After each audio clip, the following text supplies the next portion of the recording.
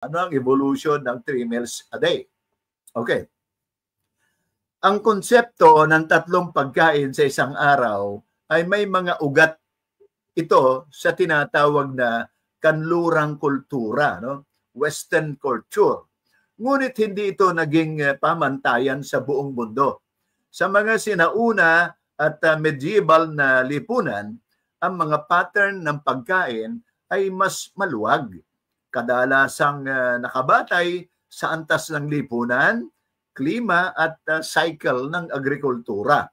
Ang mga mayayamang uri ay maaaring magpakasawa sa maraming pagkain. Ito yung tinatawag nating yung mga period na yan, yung mga aristocrat. Ano?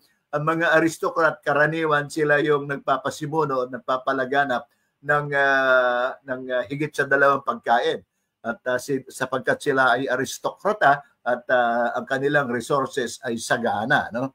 Samantalang ang mga sa kabilang banda, no, ang mga may hirap na trabahador at manggagawa ay madalas na kumakain ng isa lamang hanggang sa 2 beses sa isang araw. So nakikita ulit dito ang gap between the aristocrat, parang ruling class, tsaka ng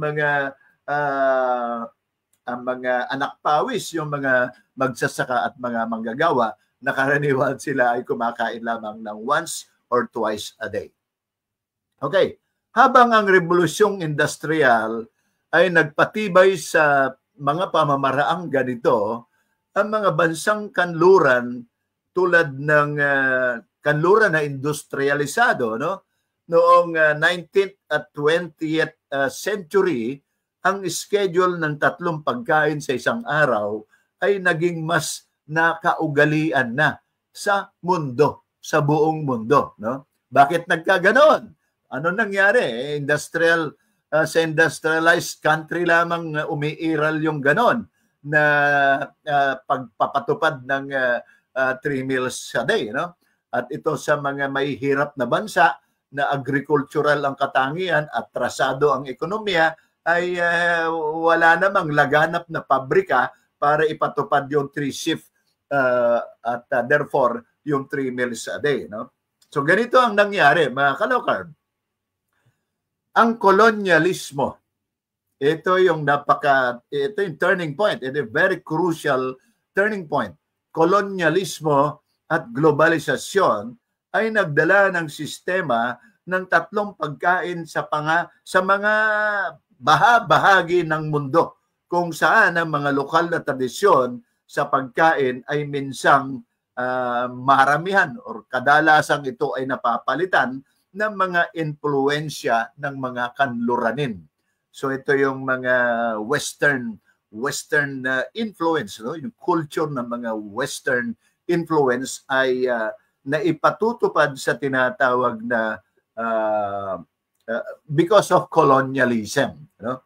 Matatandaan natin, mga kalokarb, ganito ang takbo ng buong mundo during that period. Ang mga industrialized country tulad ng Europa, maraming bansa sa Europa at ang Estados Unidos, sa kanlurang western countries, kabilang dito ang Estados Unidos, ay mabilis silang nangolonya ng iba't ibang mga maliliit na bansa, no? Ang layunin ng kanilang pangungolonya na ito ay extract yung mga raw materials, yung mga nyog, mga bungang prutas, yung mga mineral, at yun yung extract nila, at yun yung gagamitin nilang doon sa kanilang industriya, no? At yun naman, kapag nagawa na yung kanilang raw materials na kinuha, tinutot doon sa mga mahihirap na bansa, ay ibebenta naman nila doon sa kanilang mga kolonya. So nagsisilbing market nila ang mga mahihirap na bansa, lalo na yung mga agricultural and backward economy tulad ng Pilipinas. Ang kolonyalismo ng Estados Unidos sa Pilipinas ay naganap at tumagal ito noong 1898, no? Di ba, maalala natin, mga kalokarb, ano? 1896, nagrevolusyon ng Katipunan, ano? Natalo ang mga Kastila, pero nag-intervene at nakialam dito at nanakop dito ang Estados Unidos at inagaw niya yung tagumpay na yun. Kaya noong 1898 ay nakontrol niya ang lipunan Pilipino, ito ay tumagal hanggang 1948. Ito ay sa loob ng 48 years. Sa makatwid, itong mga pananaw, itong economic policies, itong cultural policies, political policies, including military policies, ay impose ng Estados Unidos. No? Hindi po pwedeng hindi sumunod ang maliit na bansa ng lipunan Pilipino during that period sapagkat kolonya niya ang bansang Pilipinas. Ano? Kaya sunod-sunuran lamang ang kolonyang Pilipinas, ang bansang Pilipinas doon sa gusto ng Estados Unidos, kabilang diyan yung 3 meals a day.